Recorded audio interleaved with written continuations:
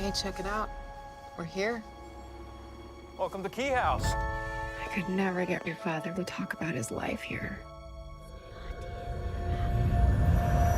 So fans of Locke and Key, like of the book, have been waiting for an adaptation of the show or the book for so long. 12 years. To be yeah, specific. 12 years. Yeah.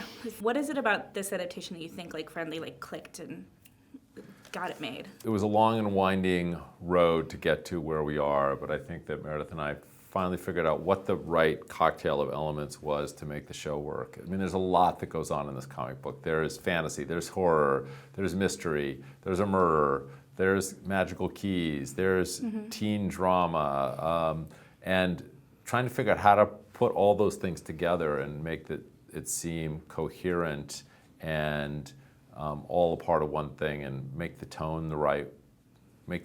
All those things were challenges, and I think we finally figured out how to do that.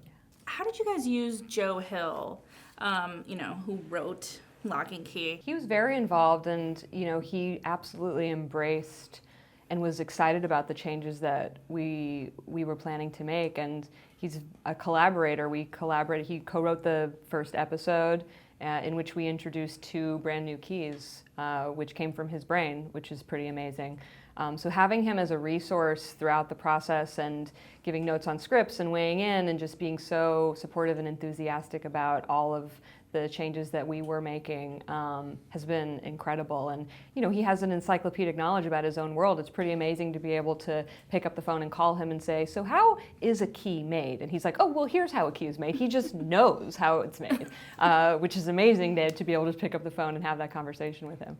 Maybe there's something nice in a way of like thinking you're finished with a project and then maybe coming up with ideas time later and being like, oh, that would be fun, but I don't want to write a whole new, you know what I mean? Like, well, it's kind of twofold for Joe, because he's actually still writing new comics, but then I think he really enjoyed, just from a curiosity standpoint, from a creative challenge standpoint, what actually goes into taking a comic and turning it into a television show. And that's a creative process that was somewhat new to him, and one that he was really interested in learning about and contributing to. How is any of this possible?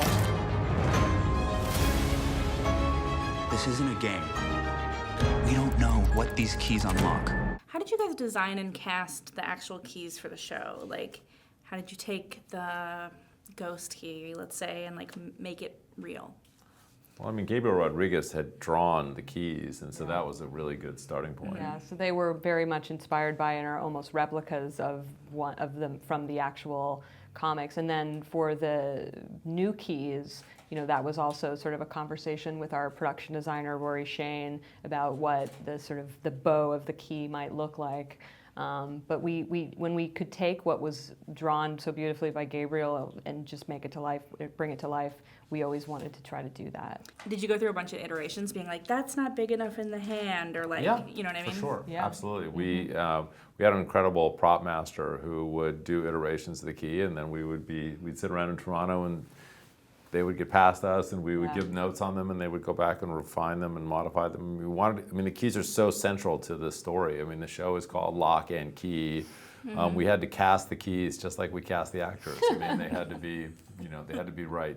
You guys have worked on some creepy, sort of like spine-tingling projects in the past, both of you.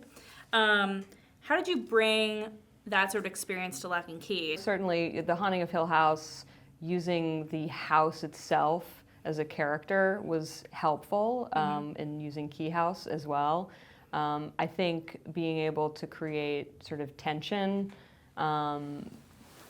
with our characters, there were sort of similar ways that we thought about doing that. But in terms of the tones, they're so completely different. The Haunting is much more horror. And we like to think that Locke and Key there's just a little bit more of a warmth there, and it's sort of more on the fantasy axis. On a show like Bates Motel, a lot of the horror came from the characters, and I think the same is true of Locke and Key.